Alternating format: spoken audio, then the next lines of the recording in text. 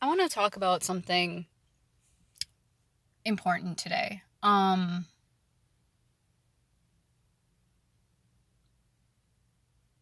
it's about how the abused cannot save the abused. The abused cannot help the abused. Okay, I'm trying to just find a place to position this. I think I'm just gonna have to hold it. The abused cannot help the abused, and the reason for that is that they are drowning themselves. Needless to say, right?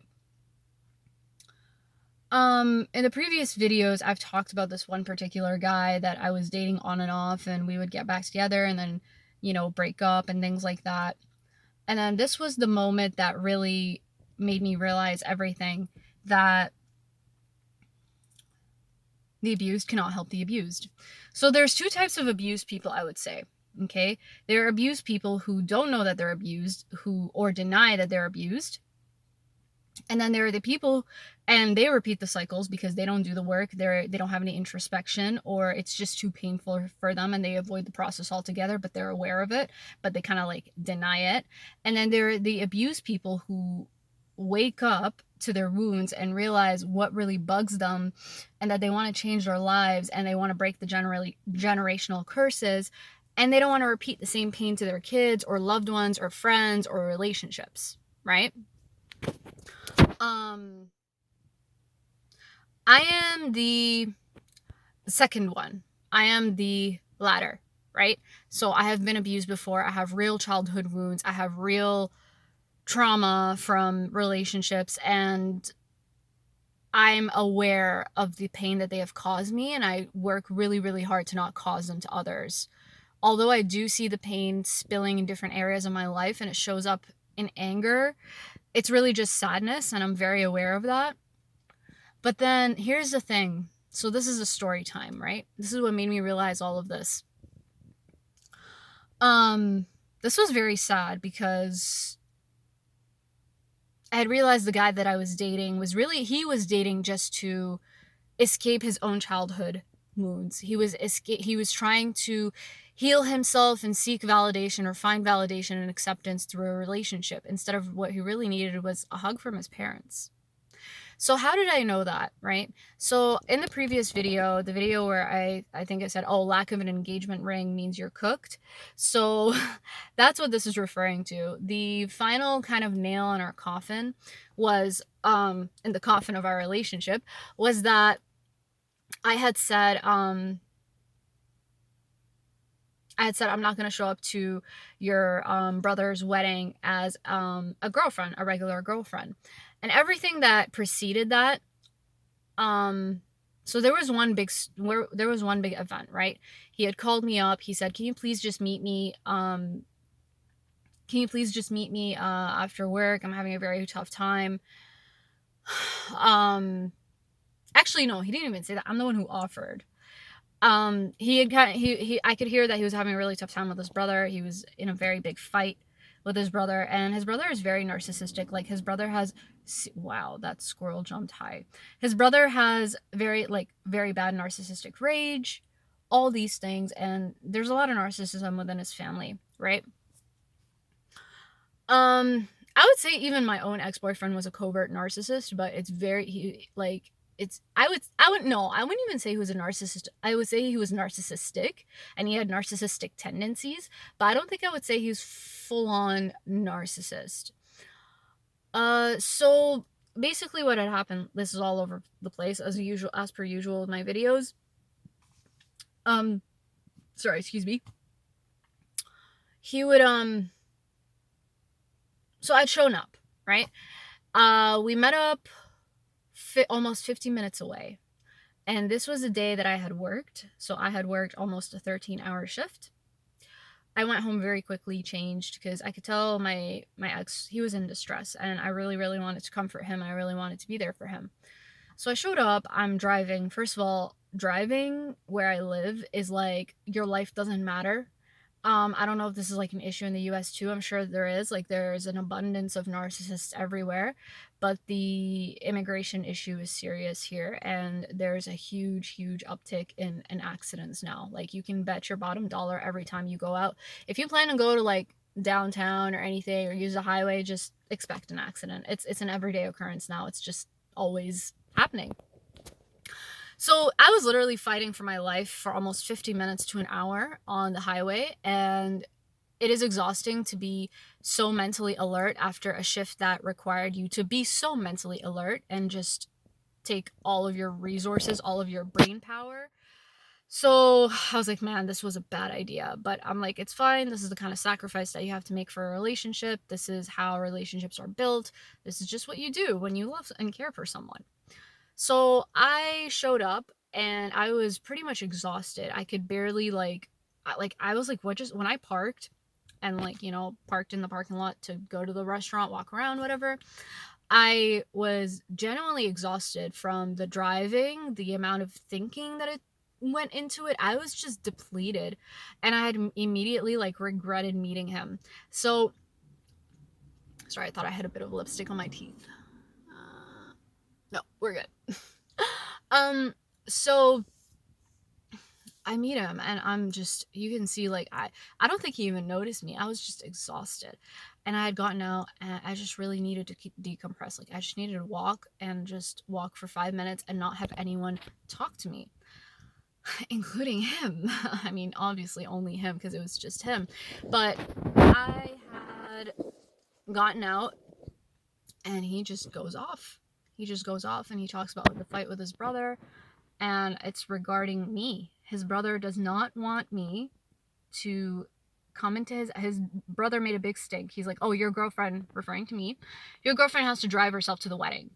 You know, your responsibility is driving mom and dad to my house so that we can do the photo shoot with me and the groomsmen and the parents and you, and she needs to find her way to the church."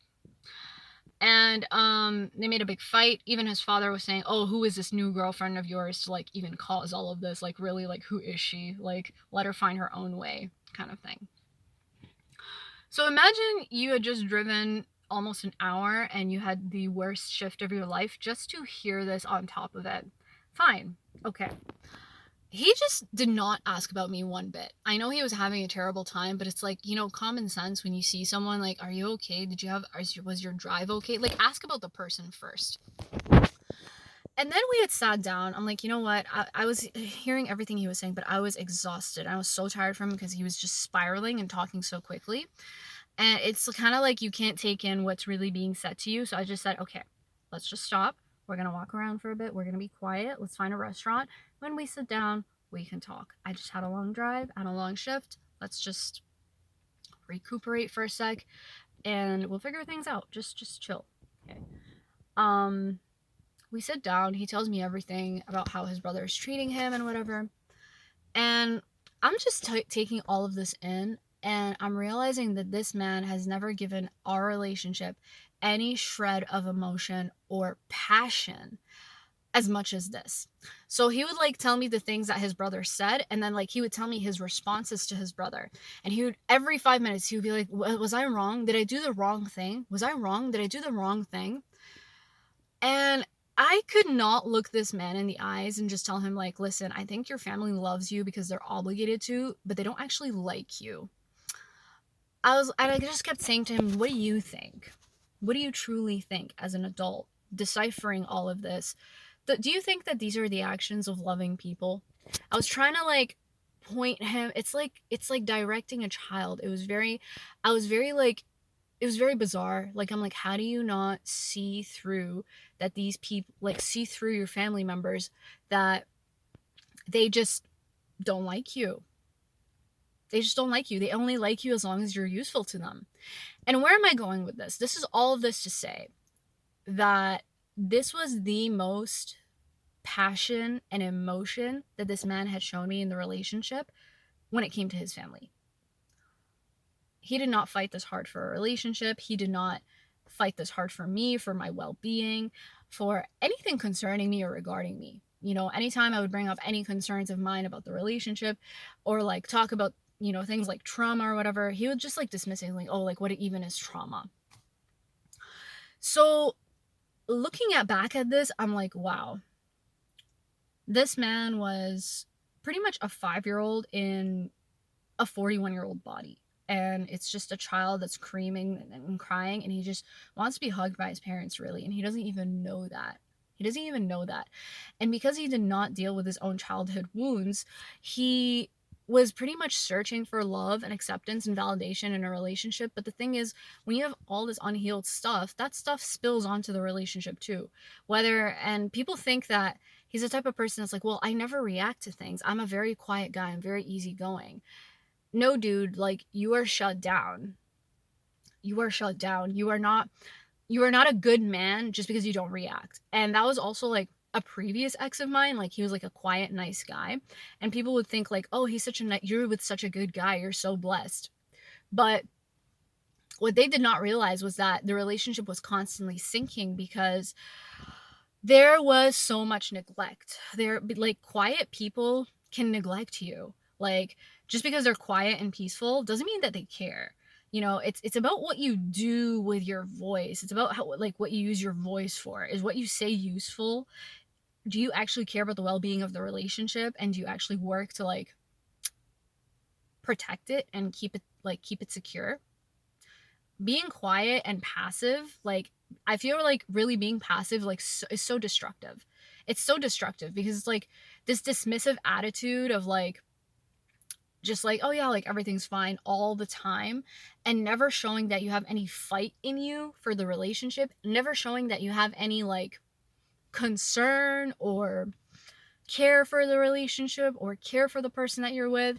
It's not it. And, like, that's not the point of a relationship. That's not, like, I feel like people, especially abused people, they just want the peace at all costs, even if it means just always being quiet. It's like, oh well, I never fought with you, I never, like, initiated a fight, it was always you. But really, like, what they're not saying, the part that they're not saying out loud, is that they had neglected the relationship so much because they were neglected themselves, and they cannot give what they don't have.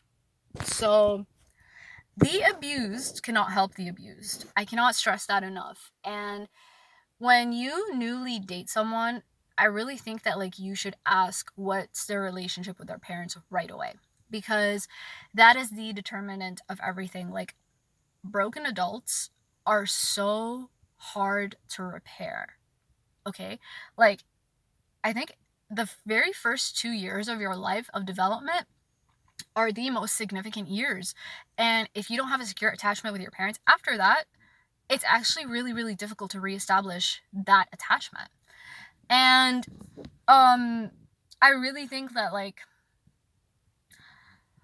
the abused cannot help the abused. It got to the point where I was telling him, like, listen, you're beaten down by life, I'm beaten down by life. You get ganged up on at work, I get ganged up on at work.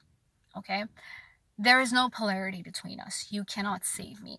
And quite honestly, I am not in a place mentally to save a man. I'm just not. I don't think any woman, like, I'm sure there are. Like, there have been women who have obviously been with, like, addicts and helped them through it. Or, like, men with a past and, like, she stuck it out and whatever. I'm just not mentally in that place, to be perfectly honest. I need someone who can help me, okay? And then when you help me, I can help you, okay? Like, men have to pour into women first. That's what they don't understand. And then women will reflect back what you give them. But it is men's jobs to be the leader, to be the initiator, because that's why Adam was created first. Like, he was first, and then the woman followed, okay? So, like, I cannot stress this enough. The abused cannot help the abused. And there are two types of abused people. And you have to figure out where you stand. And, kudos to you if you don't even have to, like, think about that. If you don't even have to, like, if that thought doesn't even cross your mind, or that kind of struggle hasn't been in your life, God bless you. But I just feel so much sadness for this guy that he is seeking love from a relationship. And a lot of people do this. Like, they just deny, like, or they just don't face their pain. They don't face their own wounds. And they try to, like, numb it with either alcohol, with drugs, with a relationship. And there's just no self-awareness. And the lack of self-awareness is so destructive. And that was the moment. That was really the moment that I knew it was over between us. That this guy is mentally married to his family. He is mentally married to his family. He is like, his mind is with his family. He's committed to his family. He's not committed to me. He's not committed to me. He's not wondering about me. He's not concerned about me. His family will always come first, and I will always be second. And it just ended up with me saying, like, listen, dude, like, this is a cheap dating experience, and I'm just not interested. Like, this is beneath me, and I hope you find healing. I didn't say I hope you find healing, but after he had pretty much said, okay, well, if giving you a ring keeps the peace, then I'll just give you a ring. You know, he said it in a calmer way. He said it much more politely, but he basically said in a gist, or the gist of what he said was, if giving you a ring keeps the peace between us, then I'll give you a ring. And that was pretty much heading towards a shut up ring. And after that, I just fell silent. I was just so defeated. You know, when like you just have nothing left to say, like it's like, okay, there's no saving this relationship. This is what he clearly thinks of me, that I am just a background character. I am not a future wife. And he would always like say like, oh, like I don't trust you because like you always break up with me and stuff. It's like, but I'm always breaking up with you because something always happens. Why would I stick around when I don't feel secure to begin with? Like, nobody leaves a relationship that they're not feeling extremely loved, extremely secure in.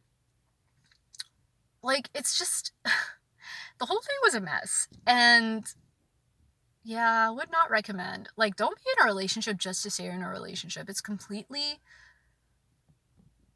useless because you know the end of the road you're breaking up with this person and you're just alone and afraid of being alone. And yeah, being alone, it sucks sometimes. Like, it's a Sunday afternoon over here. I'm parked in front of a church and I'm making YouTube videos as a way to like have my own stress relief.